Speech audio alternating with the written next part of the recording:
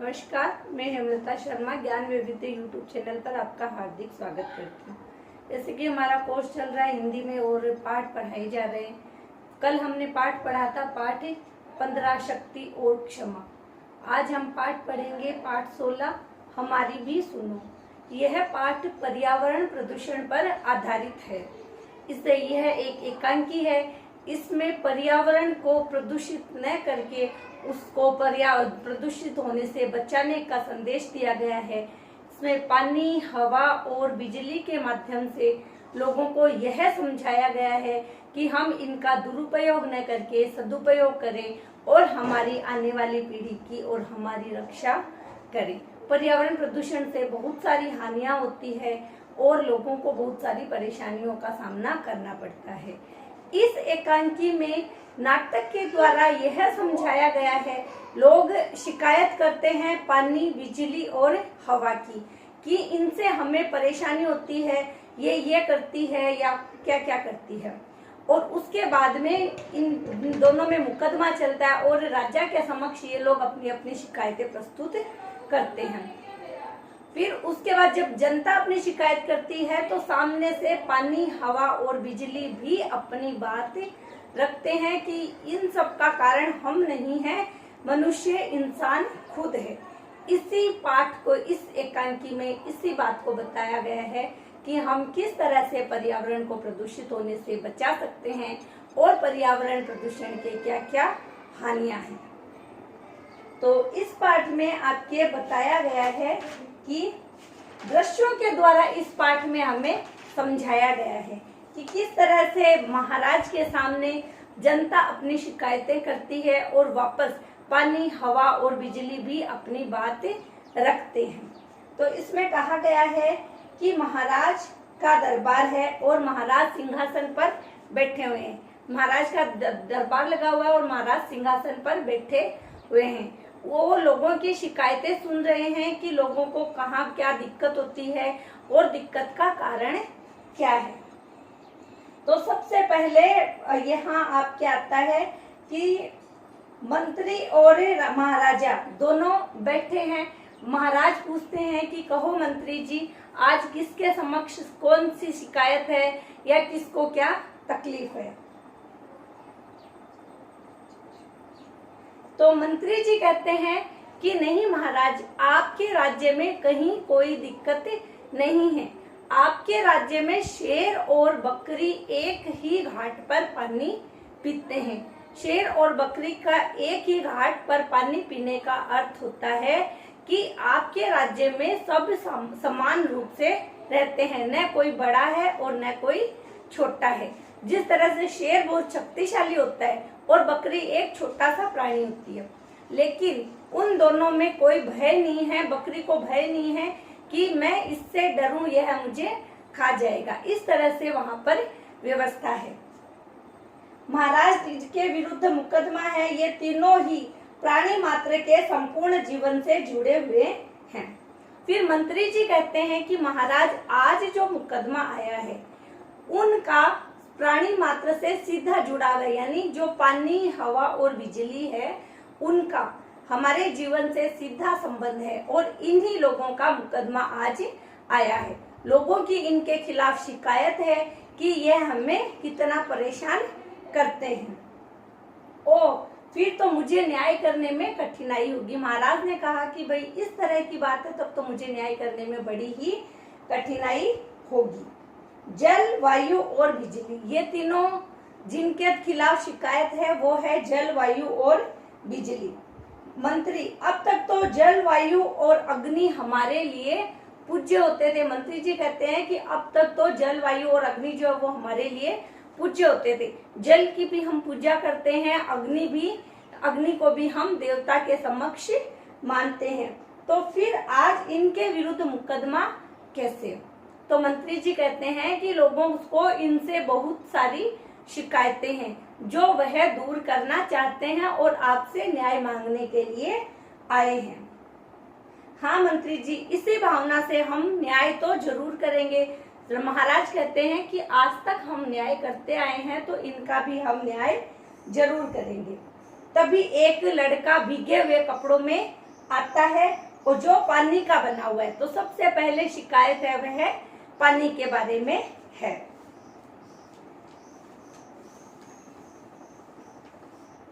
अब पानी कहता है कि महाराज मैं एकदम निर्मल हूँ। पानी क्या कहता है कि मैं एकदम निर्मल हूँ यानी स्वच्छ हूँ। और लोगों की क्या शिकायत है, लोग कहते हैं कि पानी आजकल दूषित हो गया है, गंदा हो गया है और इसे पीने से हमें अनेक तरह की बीमारियां हो जाती है। तो अब महाराज कहते हैं कि फिर तुम निर्मल कहाँ से रहे। महाराज पानी से कहते हैं कि फिर तुम निर्मल कहाँ से रहे, तुम में तो इतने सारा अवगुण है। पानी बोलता है कि महाराज यह सब इन्हीं लोगों की वजह से है जो मेरे पानी के जो जोहड़ होते हैं, कच्चे जोहड़ होते हैं आपके कच्चे तालाब, जोहड़ के किनारे हैं वह लोग कूड़ा कचरा फेंक देते हैं और वहीं पे स्नान करते हैं, अपने पशुओं को नहलाते हैं, जिससे पानी गंदा हो जाता है। पानी तो हमेशा ही स्वच्छ रहता है लेकिन इंसान की वजह से वह गंदा हो जाता है। तो इसमें मेरी क्या गलती है।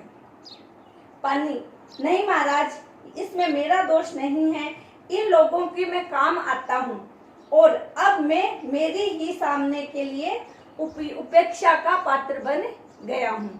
तो पानी यह कहता है कि इसमें मेरा दोष नहीं है, इसमें सारा दोष इसी जनता का यानी सारा दोष अपना है। हम ही लोग पानी को गंदा करते हैं।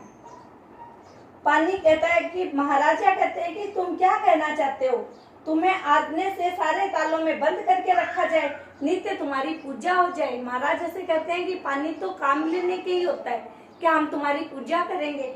तो पानी कहता है कि नहीं महाराज, पुरानी कहावत है कि बहता पानी रमता जोगी। बहता पानी रमता जोगी का मतलब है कि पानी बहते हुए ही स्वच्छ और साफ रहता है। अगर हम पानी को एक जगह पर इकट्ठा करके रखेंगे तो वह पानी सड़ जाता है, उसमें फफूंद लग जाती है, काई जम जाती है। और इसी तरह से पानी अगर बहता रहेगा तो वह स्वच्छ और साफ रहेगा।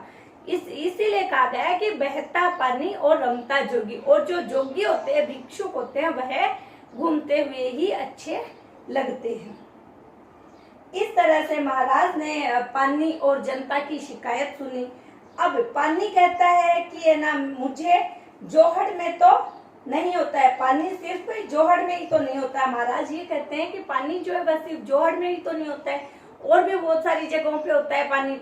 तो फिर वो कैसे गंदा हो जाता है। तो पानी कहता है कि हाँ महाराज, पानी नदी में भी होता है, तो मुझ पर अत्यधिक रासायनिक आक्रमण होते हैं। मतलब जब नदी में, समुद्रों में जो पानी होता है उसमें रासायनिक आक्रमण होते हैं। नदियों के किनारे जो फैक्ट्रियां बनी होती है, बड़ी बड़ी फैक्ट्रियां बनी होती है, उनमें जो केमिकल होते हैं, रासायनिक पदार्थ जिनसे जो बनते हैं, वह सारे पानी में डाल दिए जाते हैं, जिससे पानी प्रदूषित हो जाता है। महाराज यही कहा जा सकता है कि लोग अपने हाथों अपने पैरों पर कुल्हाड़ी मारते हैं। अपने हाथों अपने पैरों पर कुल्हाड़ी मारना यह एक कहावत है कि अपना नुकसान खुद करना। इसे कहते हैं कि पानी कह रहा है कि महाराज लोग अपना नुकसान खुद करते हैं। लोग आपस में फुसफुसाते हैं, यानी कि पानी की बात सुनकर लोग आपस में बातें करते हैं कि हाँ भाई यह तो सही बात है।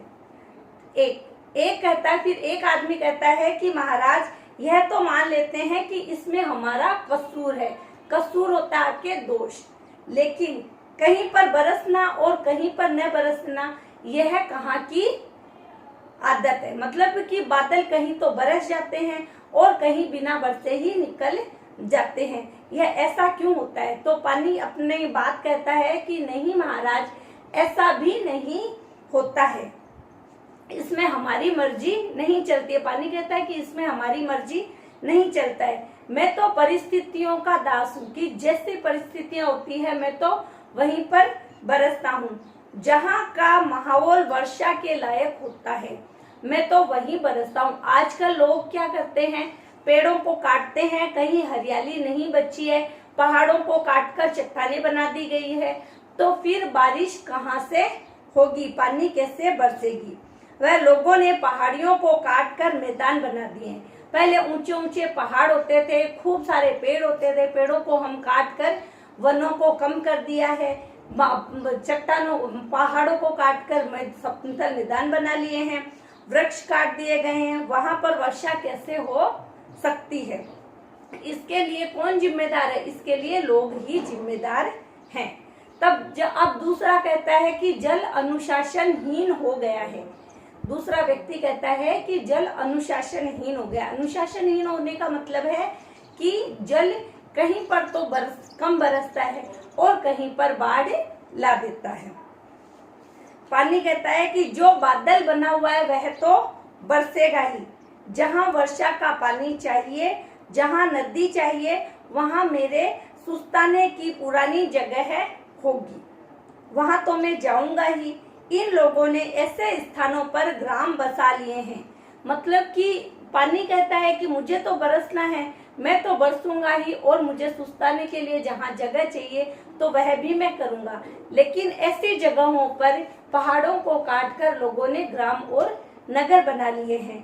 तो इस तरह से ऐसे घर तो डूबेंगे ही जो नीचाई पे होंगे। तो मुझे तो जहाँ बरसना है वहां बरसना ही पड़ेगा। मैं इनकी बनाई गलियों नालियों में घूमता हूँ। यह कैसे संभव है कि मैं उतनी ही जगह में, जहां से लोगों ने जगह बनाई है, मैं उसी जगह पर जाऊं? यह तो कैसे संभव है? इसीलिए ये लोग स्वयं अनुशासन में नहीं रहते हैं और मुझसे अपने अनुशासन की बात करते हैं। यानी सारी गलती लोगों की है और फिर मुझे कहते हैं कि पानी अनुशासनहीन हो गया है। अब तीसरा यह कहता है कि महाराज मुझे यह पानी कुछ ज्यादा ही अनियंत्रित हो रहा है, इनकी जबान पर लगाम नहीं है, यानी पानी कुछ ज्यादा ही बोल रहे हैं। हमारा गांव तो सदियों से ऊंचाई पर बसा हुआ है, तो फिर इस बार हमारा गांव बांध में कैसे डूब गया? महाराज पानी आंखें अपनी बंद कर लेता है। फिर पानी कहता है कि नहीं महाराज, मैं तो इसलिए सदा ढलान की ओर ही जाता हूँ। पानी जो है वह सदा ढलान की ओर आता है, यानी ऊपर से नीचे की ओर जाता है, वह नीचे से ऊपर की ओर कभी भी नहीं जाता है। अपने मकान ऊंची जगह पर मैं नहीं चढ़ता हूँ। महाराज इनके गांव के पास एक पहाड़ है, पहले उस पर बहुत ज्यादा वृक्ष होते थे, अब लोगों ने उन वृक्षों को काट कर वहां पर घर बसा लिए हैं। अब मैं नीचे उतरता हूँ तब वृक्षों के कुंजों से होकर मैं सीधा ही इनके पास नहीं आता था, लेकिन वृक्षों के काटने से अब उन वृक्षों को इन्होंने साफ कर दिया है। नाले के रास्ते कल का घर और कल कारखाने बना लिए हैं। अब मैं पहाड़ से उतरता नहीं हूँ, लुढ़कता हूँ, और मुझे यह स्वयं ज्ञान नहीं होता है कि नीचे मैं कहाँ जाऊंगा। अब पानी को जब जगह ही नहीं मिलेगी तो कहीं पर तो वह बाढ़ का रूप ले लेता है और कहीं पर वह बरसता भी नहीं है। कोई और शिकायत कोई नहीं बोलता है। अब महाराज ने दोनों की सुनी, फिर बोलते हैं कि आपकी कहीं कोई और शिकायत है क्या? तो कोई भी नहीं बोलता है, क्योंकि लोगों को अपनी गलती का एहसास हो जाता है कि सारी गलती हमारी ही है, इसमें लोगों का कोई भी दोष नहीं है। अब यह आता है कि पानी को निर्मल एवं उपयोगी रहने दो, इसकी बचत करो। महाराज ने कहा जनता को कि सारा दोष हम ही लोगों का है, इसमें पानी का कोई भी दोष नहीं है। हमारा यह कर्तव्य है कि हम पानी को प्रदूषित होने से बचाएं, जोहड़ और कच्चे तालाबों को, जोहड़ों को, नदी नालों को गंदा न करें, उनको स्वच्छ बनाए रखें ताकि हमें पीने के लिए स्वच्छ पानी मिल सके, और पानी को फालतू में न बहाएं, पानी का सदुपयोग करें, दुरुपयोग न करें। क्योंकि आने वाले समय में पानी की जिस तरह से जनसंख्या बढ़ रही है, पानी की बहुत ही दिक्कत होने वाली है। इसीलिए कहते हैं कि बूंद बूंद से घड़ा भरता है। हम अगर एक एक बूंद करके बचाएंगे तभी हमारे आगे का जीवन है वह सुरक्षित हो सकेगा। इस तरह से इसी तरह का वापस महाराज का दरबार लगा हुआ है और बिजली के विरुद्ध वायु के विरुद्ध शिकायत की जा रही है। एक आदमी कहता है कि महाराज की जय हो, महाराज वायु पहले की तरह सुगंध नहीं देती है। वह पहला आदमी कहता है कि महाराज वायु पहले की तरह सुगंध नहीं देती है, यह दुर्गंध फैलाती है। अब वायु कहती है कि महाराज यह आरोप मुझ पर झूठा है, क्योंकि मेरे में न तो कोई रंग है, हवा में न तो कोई रंग होता है, न कहीं कोई सुगंध होती है और न ही कोई बदबू होती है। यह तो इंसान की खुद की फैलाई हुई है। यह लोग जहाँ कहीं भी है, अगर कोई पशु पक्षी मर जाता है तो उसे दूर स्थान पर न ले जाकर हर कहीं पर भी डाल देते हैं, तो फिर उससे हवा में बदबू दुर्गंध फैल जाती है। तो जब हवा चलती है तो उसमें दुर्गंध ही आएगी, सुगंध कहाँ से आएगी। और नदी नालियां गंदी रहती है, उनमें कचरा सड़ा पड़ा रहता है, तो जब गंदे नदी नाले होंगे तो वहां भी दुर्गंधी फैलती है, और जब हवा चलती है तो चारों तरफ दुर्गंध फैल जाती है। इसमें मेरा कहाँ दोष है? मैं तो अपने हिसाब से बहता हूँ, न तो मेरा कोई रंग है और न मेरा कोई रूप है। तो ये सुगंध और दुर्गंध तो मनुष्य की ही बनाई हुई है। इस तरह से ये जो है गैस है, वह लोगों की जो गैस होती है वह जहरीली हो जाती है, और फिर हवा में फैलने से लोगों में अनेक तरह की बीमारियां हो जाती है। जब आज भी हमें यह पता है, वह काला दिन याद है जब भोपाल के एक कारखाने से निकली जहरीली गैस मुझ पर सवार होकर दूर दूर तक फैल गई। भोपाल में जब एक कारखाने से जहरीली गैस निकली तो वह लोगों की वजह से निकली, और जब हवा की वजह से वह पूरे एरिया में फैल गई और दूर दूर तक फैल गई, तो कितने ही लोग मौत के मुंह में चले गए। तो यह जहरीली गैस है, वह लोगों के लिए प्राणदायी न होकर प्राणहारी बन गई। प्राणदायी होती है जीवन देने वाली, और प्राणहारी होती है कि जीवन को लेने वाली। जो हवा हमें जीवन देती है वही हवा हमारे लिए प्राणों को लेने वाली हो गई, यानी हमारे जीवन को समाप्त करने वाली हो गई। तो इसमें हवा का कोई भी दोष नहीं है। दोष है तो सिर्फ इंसानों का, जो यह ध्यान नहीं देते हैं कि किस तरह से गैस हवा में फैलती है, हमें किस तरह से पर्यावरण के उसको बचाना चाहिए। अब यह कहते हैं कि एक आदमी दूसरा आदमी कहता है कि हवा अचानक आंधी आ जाती है, अचानक तेज चलती है और कभी कभी एकदम से रुक जाती है, और आंधी बनकर यह हमारे घरों को गंदा कर देती है, हमें नुकसान पहुंचाती है। तो वायु से संबंधित कोई अन्य परिवार, वायु बंद हो जाती है तो इससे हमें बेचैनी का अनुभव करते हैं। तो वायु कहती है कि महाराज वायु आंधी बनकर आती है और हमारे साफ सुथरे घरों को कूड़े कचरे से भर देती है और हमारे घर को गंदा कर देती है। इससे कहो वायु बनकर बहे, आंधी बनकर नहीं। अब यह कहाँ संभव हो सकता है कि हम आंधी को वायु को यह कहे कि वह कहाँ धीरे चले और कहाँ तेज चले। तो इस पर वायु कहती है कि महाराज आंधी से इसका मतलब मेरे तेज चलने से है। जब मैं तेज चलता हूँ तो जो कूड़ा कचरा होता है वह किसका होता है? वह इंसानों का ही होता है और वही इनके घरों में आ जाता है। वैसे तो मैं अपनी गति से, वायु कह रही है कि वैसे तो मैं अपनी गति से ही चलती रहती हूँ और हर स्थान पर बहती हूँ, पर जहाँ पर वायु कम होती है वहाँ की वायु की पूर्ति करने के लिए मुझे तेजी से चलना पड़ता है, यानी मैं तेजी से चलती हूँ। और जब मैं तेज चलती हूँ तो इन लोगों का जमा किया हुआ कूड़ा कचरा इन्हीं लोगों के घरों में चला जाता है। तो इसमें मेरा दोष कहाँ है? यानी जो कूड़ा कचरा फैला हुआ हम ही चारों तरफ सड़कों पे है और है, सब जगह पे कूड़ा कचरा किसका किया हुआ रहता है? इंसानों का। और इन्हीं का कचरा मेरे तेज चलने से इनके घरों में चला जाता है। ये लोग ही उससे मेरे रास्ते में डाल देते हैं। अगर रास्ते में कहीं कूड़ा कचरा होगा ही नहीं तो मेरे तेज चलने से इनके घर भी गंदे नहीं होंगे। इस तरह से यह लोग कहते हैं कि मैं दुर्गंध फैलाती हूँ, तो अगर ये लोग रास्ते में पुष्प डालेंगे तो उन पुष्पों की सुगंध ही आएगी, लेकिन सड़ा हुआ कचरा, गंदी नालियां, यह सब रहेंगे तो वायु में दुर्गंध ही आएगी, फिर सुगंध कहाँ से आएगी। ये लोग अपने घर दुकान की सफाई करके कूड़ा कचरा रास्ते में डाल देते हैं, पॉलीथीन गलियों में फेंक देते हैं जो जानवर खाते हैं और मर जाते हैं। इस तरह से इनका ही कचरा, पॉलीथीन है, कूड़ा कचरा है, वह उड़कर इनके घरों में चला जाता है। तो फिर महाराज पूछते हैं कि अब आप लोगों को कुछ और कहना है। महाराज जनता से पूछते हैं कि आपकी कोई शिकायत है, तो सभी लोग मौन हो जाते हैं, क्योंकि हमें इन सब बातों से पता चलता है कि इसमें वायु यानी हवा की कोई गलती नहीं है।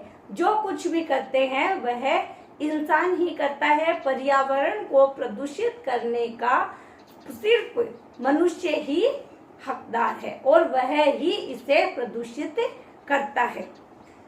तो महाराज कहते हैं कि अभी तो सब कह रहे थे हमारी भी सुनो, हमारी भी सुनो, अब आप लोगों के क्या हो गया है, अब सबका मुंह बंद कैसे हो गया है। जल एवं वायु की सुनकर सबकी बोलती बंद हो गई है, यानी जल और वायु ने जो अपनी सफाई में कहा तो इसको सुनकर सबकी बोलती है वह बंद हो गई है। खैर, आप लोगों ने अपनी शिकायतें की, लेकिन मुझे यह सुनकर बहुत ही दुख हुआ कि वायु को प्रदूषण से बचाने के जगह आप उसे प्रदूषित करते हो। हमारा कर्तव्य है कि हम वायु के प्रदूषण को बचाएं और वायु अपने पर्यावरण को स्वस्थ रखें। इस तरह से महाराज ने पहले पानी की शिकायत सुनी और जनता की शिकायत सुनी, और उसके बाद वायु की शिकायत सुनी और वायु के विरुद्ध जो जनता की शिकायतें थी वह सुनी। लेकिन न पानी की गलती है और न ही वायु की गलती है। गलतियां हैं तो सिर्फ इंसानों की, कि हम किस तरह से अपने पर्यावरण को प्रदूषित कर रहे हैं। अब आगे है तीसरा दृश्य आता है कि इसमें बिजली और जनता की शिकायतें हैं। लोग, जनता जो है वह बिजली की शिकायतें कर रही है। तो इसमें है मंत्री जी अब किसकी बारी है, तो महाराज कहते हैं, मंत्री जी कहता है कि अब बिजली की बारी है। अचानक अंधेरा हो जाता है, यानी कि लाइट चली जाती है। तो महाराज महाराज खुद कहते हैं कि इस बिजली से तो मुझे भी खूब शिकायत है, ये जब देखो तब आती है और जब देखो तब चली जाती है। अचानक प्रकाश हो जाता है, यानी वापस लाइट आ जाती है। बिजली महाराज की जय हो, महाराज की जय हो। तो बिजली कहती है कि महाराज पहले मेरी सुनो। महाराज कहते हैं हाँ मैं तुम्हारी भी सुनूंगा। और न्याय का तकाजा यानी है कि होता है कि न्याय का तकाजा कहते हैं कि सभी की सुननी चाहिए। जल एवं वायु ने तो हमारी भी सुनो की रट नहीं लगाई थी, क्या तुम्हारे पास कहने के लिए कुछ ज्यादा है। यानी महाराज कहते हैं कि तुम इतनी हमारी भी सुनो कैसे कह रही हो। बिजली कहती है कि महाराज लोगों की जो मेरे प्रति शिकायतें हैं वह मैं ही बता देता हूँ, क्योंकि मुझे जानने की जल्दी है। बिजली कहती है कि लोगों की जो शिकायतें हैं वह मैं ही बता देती हूँ क्योंकि मुझे जानने की जल्दी है। महाराज तुम्हारी आम शिकायत तो यही है कि तुम जब चाहे आ जाती हो और जब चाहे चली जाती हो। तुम घर खेत कारखानों में टिकती क्यों नहीं हो। तो बिजली कहती है कि महाराज आदमी भी यही करते हैं, जाते हैं जहाँ मिठाई पकवानों को खाने का मौका मिले, जहाँ आमोद प्रमोद हो, मनोरंजन हो, रंग बिरंगे कपड़े पहनने को मिले। तो बिजली कहती है कि महाराज सब लोग वहीं जाना चाहते हैं जहाँ उन्हें कुछ न कुछ मिलता है, तो फिर मैं क्यों नहीं जाऊं। महाराज ऐसी कौन सी जगह है। तो बिजली कहती है कि समारोह है, उत्सव, विवाह है आदि कार्यक्रमों में आपके नगर में कई जगह पे बहुत सारी लाइटें की जाती है, इतना सारा डेकोरेशन किया, इतनी सजावट की जाती है कि मुझे वहां पर जाना पड़ता है, और उन इतनी जहां बिजली खर्च होती है जिससे कि प्रकाश ज्यादा खर्च होता है, जहां हजारों रंग बिरंगे बल्ब लगाए जाते हैं और दिवाली नहीं है फिर भी लोग इतनी सारी बिजली खर्च करते हैं, इतना सारा बिजली का दुरुपयोग करते हैं। दीपमाला जैसे सारा शहर जगमगा उठता है, लेकिन बिजली कुछ लोगों की शान प्रदर्शन के लिए गांव और नगर के अन्य लोगों को बहुत ही दिक्कत होती है। हम इतनी सारी बिजली खर्च करते हैं, इतनी सजावट करते हैं कि कुछ भी सारी के सारा दुरुपयोग होता है। तो बिजली कहती है कि महाराज मैं अपनी मर्जी से कहीं भी नहीं आती जाती, मेरा स्विच मेरे हाथ में नहीं है, अपने भंडार को भरना उसमें वृद्धि करना मेरे हाथ में नहीं है। यदि एक जगह अगर ज्यादा बिजली का उपयोग हो रहा है तो दूसरी जगह कमी आएगी ही। इस कमी को ही बिजली का जाना कहते हैं। बिजली हम कहते हैं कि बिजली आती जाती है, तो बिजली का जहाँ ज्यादा उपयोग होगा तो दूसरी जगह कटौती तो करनी ही पड़ेगी। तुम्हारी शक्ति भी अनियंत्रित होती है। महाराज ने कहा कि तुम्हारी शक्ति भी अनियंत्रित होती है, तो बिजली कहती है कि नहीं, मेरी शक्ति कहीं भी अनियंत्रित नहीं होती है। कहते हैं तुम्हारा वोल्टेज कहीं कम हो जाता है और कहीं ज्यादा हो जाता है, कहीं पर तो मोटर पंखा चलता है और कहीं पर कूलर और सब बंद हो जाते हैं, वोल्टेज इतना कम हो जाता है कि पंखा और कूलर चलते भी नहीं है। तो इसमें भी मेरा कसूर नहीं है। बिजली कहती है कि इसमें भी मेरा दोष नहीं है, मेरा उपयोग सही ढंग से नहीं होता है। बिजली कह रही है कि मेरा उपयोग सही ढंग से नहीं हो रहा है। आपके महल में सैकड़ों बल्ब जलते रहते हैं, सैकड़ों कक्ष, यानी महल में महाराज के को कह रही है बिजली कि आपके महल में सैकड़ों कक्ष है, उसमें सैकड़ों बल्ब जलते हैं, सैकड़ों पंखे कूलर चलते हैं। तो जब इतना उपयोग होगा तो फिर मेरा वोल्टेज सही कैसे रह सकता है। यहाँ जो लोग शिकायत करने आए हैं उनके घरों में भी बिना जरूरत के बिजली के उपकरण चलते रहते हैं। महाराज आपके नगर के गलियों में जाकर देखें, कहीं भी आपको दिन में स्ट्रीट लाइट यानी जो दिन में रोड लाइट होती है वह जलते हुए मिल जाएगी। तो इस तरह से मेरा दुरुपयोग होता है और फिर बिजली से ही शिकायत की जाती है कि वह अनियंत्रित हो गई है। इतनी शिकायतें हैं तुम्हारे पास। महाराज ने कहा कि तुम्हारे पास इतनी शिकायतें हैं, तो बिजली कहती है कि हाँ महाराज मेरा दुरुपयोग हो रहा है। मेरे अभाव का सबसे बड़ा कारण है मेरा उपयोग मैं स्वयं के लिए नहीं करती हूँ। महाराज कहते हैं कि तुम हत्यारिणी भी हो। बिजली को कहते हैं कि तुम हत्यारिणी भी हो। हम हर रोज देखते हैं कि कितने ही पक्षी करंट से, वायर के जो करंट से मर जाते हैं। तो इसमें भी पशु और मनुष्य बिजली के खंभों पर चढ़ते हैं और जिससे खंभों से करंट खाकर वो मर जाते हैं।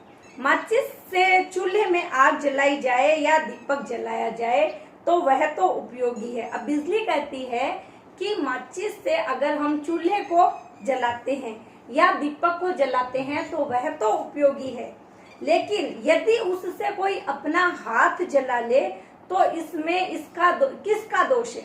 यानी हम माचिस से खुद का हाथ जला ले तो इसमें किसका दोष है? जलाने वाले का ही दोष होगा। इन लोगों ने वृक्षों को काटकर पक्षियों के घर उजाड़ दिए। यानी हम लोगों ने वृक्षों को काटकर, जो पक्षी कहाँ रहते हैं? वृक्षों पे। अब वृक्षों को काटकर तो पेड़ को घाट दिया है, तो अब ये लोग कहाँ जाएंगे?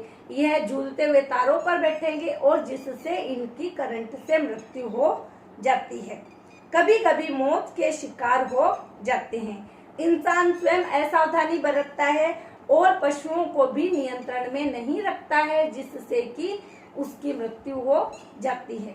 तो इसमें बिजली का कहाँ पर दोष है? न तो मैं अनियंत्रित होती हूँ, न मैं कहीं आती जाती हूँ। महाराज यह भी इस आदमी की कर्तव्यहीनता का परिणाम यानी कि बिजली जब चली जाती है तो यह सब इसमें आदमी का ही दोष है, इसमें बिजली का कहीं भी कोई दोष नजर नहीं आता है। तो इस तरह से महाराज ने पानी, बिजली और हवा तीनों की शिकायतें सुनी और उनकी शिकायतें जनता के विरुद्ध थी और जनता की शिकायतें इन तीनों के विरुद्ध। लेकिन जब महाराज ने सारी शिकायतें सुनी तो महाराज ने कहा कि इन सब में इनका पानी, वायु और बिजली का कहीं भी कोई दोष नहीं है, सारा दोष है तो वह इंसानों का। हम पानी का दुरुपयोग करते हैं, बिजली का दुरुपयोग करते हैं और हवा को प्रदूषित करते हैं और इससे हम पर्यावरण को प्रदूषित करते हैं। हमारे पर्यावरण के प्रदूषित होने से ही हमारे अनेक बीमारियां होती है। तो महाराज ने कहा कि इंसानों का कर्तव्य है कि वह पर्यावरण को प्रदूषित होने से बचाएं, पानी का उपयोग सावधानी से करें, बूंद बूंद करके पानी बचाएं और बिजली का उपयोग भी कम से कम करें ताकि लोगों को सही तरीके से बिजली मिल सके। इनमें इन तीनों का कोई दोष नहीं है। तो इस तरह से यह आपके पाठ पूरा हो गया है। हमारा यह कर्तव्य है कि हम अपने पर्यावरण को प्रदूषित होने से बचाएं। नमस्कार। अब मैं आपको आगे इस पाठ के प्रश्न उत्तर बता रही हूँ कि इसमें किस किस के क्या क्या उत्तर हैं, उनके बारे में मैं आपको बताती हूँ। है कि किस जगह की भूमि पर कोई भी जूते पहनकर नहीं जाता है। हम कहाँ, कैसी भूमि पर जूते पहनकर नहीं जाते हैं? तो वह है हम जोहड़ यानी कच्चे तालाबों की भूमि पर जूते पहनकर नहीं जाते हैं। फिर आपके अति लघुत्तरात्मक प्रश्नों में है कि तुम पाठ के अनुसार किस किस के विरुद्ध शिकायत की गई है? तो पाठ के अनुसार पानी, बिजली और हवा के विरुद्ध शिकायत की गई है। बिजली, पानी व हवा के विरुद्ध शिकायत उचित है या अनुचित? उत्तर दीजिए। बिजली, पानी और हवा के विरुद्ध शिकायत अनुचित है क्योंकि इन सबको दूषित करने में मनुष्य का ही हाथ होता है। इन सब में बिजली, पानी और हवा का कोई भी दोष नहीं होता है। वर्षा के कम होने के कोई दो कारण लिखिए कि वर्षा कम क्यों हो रही है, उसके दो कारण हमें बताने हैं। तो वर्षा कम क्यों हो रही है? एक तो है कि लोग वृक्षों को काटकर हरियाली को कम कर रहे हैं। जितनी हरियाली होती है, जितने वृक्ष होते हैं, उतनी ही बारिश ज्यादा होती है। तो लोगों ने वृक्षों को काटकर जंगल बना दिया है जिससे कि हमारे बारिश कम होती है। और हम पहाड़ों को काटकर समतल मैदान बना दिए हैं। पहाड़ों को काटने से जो समतल मैदान बना दिए गए हैं जिसकी वजह से वर्षा में कमी हो रही है। तो वर्षा में कमी होने के कारण है आपके वृक्षों की कटाई और पहाड़ों को काटना। कूड़ा करकट किन किन को दूषित कर देते हैं और कैसे? तो जो कूड़ा करकट है वह बिजली, पानी और हवा तीनों को ही दूषित कर देते हैं। जब कूड़ा करकट इकट्ठा हो जाता है तो बारिश के दिनों में जब बारिश आती है और कूड़ा करकट इकट्ठा हुआ होता है, गंदी नालियां रहती है, तो बारिश का पानी जो है वह नदियों और जोड़ों में बह कर जाता है और अपने साथ कूड़े कचरे को भी ले जाता है जिससे कि वह गंदा हो जाता है और पानी स्वच्छ नहीं रहता है। इसका कारण है इंसान स्वयं है, क्योंकि जब हम कूड़ा कचरा गलियों में इकट्ठा कर देते हैं तो तभी वह बारिश के साथ बहकर पानी में मिल जाता है। और इसी तरह से हवा के लिए भी है कि जब हम अपने घरों की साफ सफाई करके, अपने दुकानों की साफ सफाई करके कूड़ा कचरा है वह गलियों में डाल देते हैं और वह हवा के साथ उड़कर हमारे ही घर को आंधी के रूप में गंदा कर देता है। जब तेज हवा चलती है तो वही कूड़ा कचरा हमारे घर को गंदा कर देता है। इसमें भी लोगों का ही दोष है। बिजली का उपयोग कहाँ कहाँ किया जाता है? बिजली का उपयोग विवाह, उत्सवों, समारोहों और बड़ी बड़ी फैक्ट्रियों में सभी जगह किया जाता है।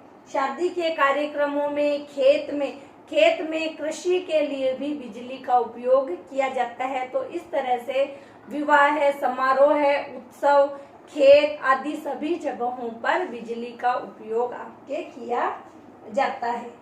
ये है दीर्घ उत्तरात्मक उत्तरों में है कि बिजली बचाने के कई तरीके पाठ में आए हैं, जो आपको बताने हैं कि बिजली बचाने के क्या क्या तरीके हो सकते हैं, किस तरह से हम बिजली को बचा सकते हैं।